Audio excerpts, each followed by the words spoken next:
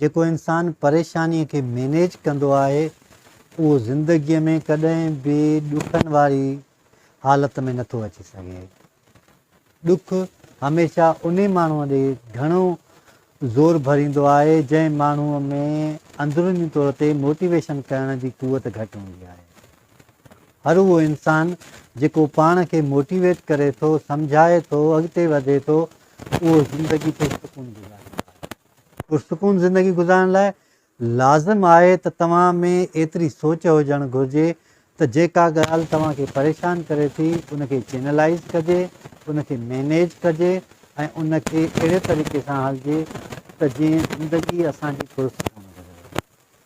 तव्हां अहिड़ा खोड़ माण्हू ॾिठा हूंदा जिन खे जेकॾहिं तकलीफ़ रसंदी आहे त एॾियूं रड़ियूं कंदा आहिनि जो सॼो माहौल उन्हनि जे रड़ियुनि जे करे परेशान थी वेंदो आहे। दुनिया में जेकॾहिं को इंसानु परेशान आहे ऐं उनखे रड़ियूं करे थो परेशानीअ वारी हालत में त उनजी परेशानी वेतर वधी वेंदी आहे।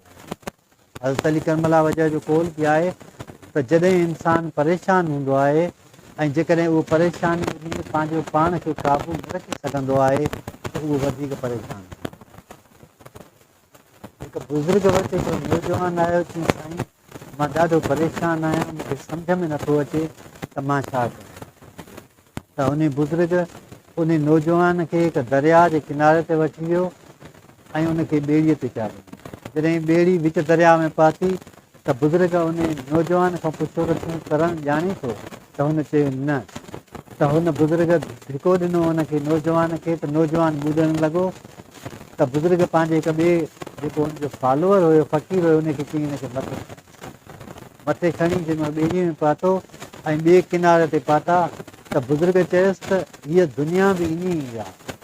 हीउ दरियाउ जेको असां क्रॉस पिया कयूं या पार पिया कयूं त ॿेड़ीअ में हुयासीं त असां महफ़ूज़ हुयासीं, यानी असां पंहिंजी सघ कुवत खे मैनेज कयूं पिया।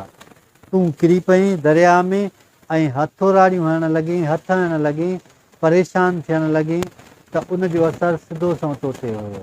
पर ॿिया माण्हू उन वक़्तु दरिया पार करे रहिया, उन्हनि खे कंहिं बि क़िस्म जी परेशानी कान हुई या ॻणती कान हुई।